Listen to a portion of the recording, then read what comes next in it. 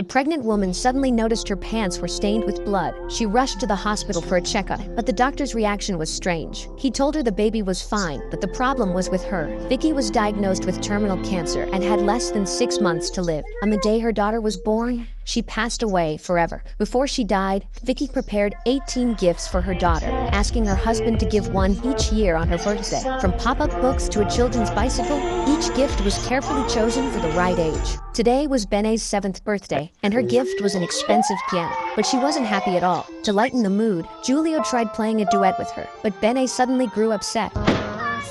Seeing that his daughter was old enough, the father decided to tell her the truth. Bene never imagined the first time she would see her mother was in a photo on a tombstone. She tore apart the tulips in her hand, and a hatred for birthdays began to take root in her heart. As the years passed, Bene grew rebellious. During diving practice, she urged a teammate to try a dangerous stunt from the 10-meter platform. The teammate lost consciousness in the water, but Ben walked away without looking back. In truth, Ben felt awful inside. Today was her 18th birthday, which meant her mother's last gift awaited her. Every birthday was also her mother's death anniversary. Ben was sick of this guilt and argued fiercely with her father in the car. Her father told her to at least get through the final birthday, but Ben wouldn't listen. She stepped into the road to flag down passing cars. A man in a sports car stopped for her and took her to a bar. But after only a few words, he froze. He was actually her father's colleague. The man picked up his phone to call her father, and Ben quickly ran away. As she crossed the median, a speeding car struck her. Rain poured from the sky. A woman stepped out of the car,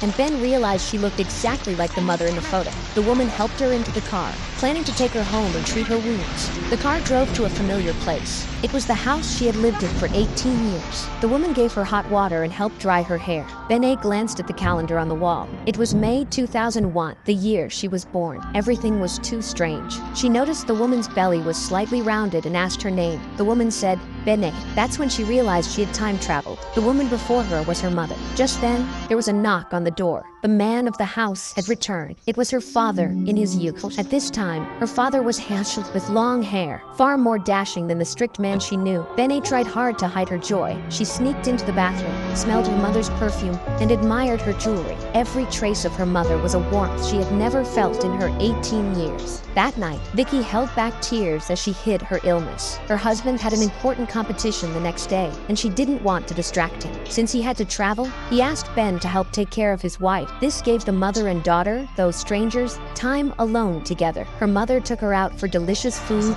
and even to stay at a luxury hotel. At the hotel pool, her mother let Bene feel the baby's movements. Bene gently touched the unborn version of herself. It was an incredible feeling. Her mother also seemed to sense a deep, unexplainable bond with this girl. She invited Bene to help pick 18 birthday gifts for her unborn daughter. Her mother chose a piano, but Bene quickly stopped her, saying it was too expensive and could even hurt a friend's fingers by accident. She suggested a drum set instead. Her mother nodded in agreement. That night, her father returned home after the competition. Vicky finally summoned the courage to tell him about her illness. The shocking news left him speechless.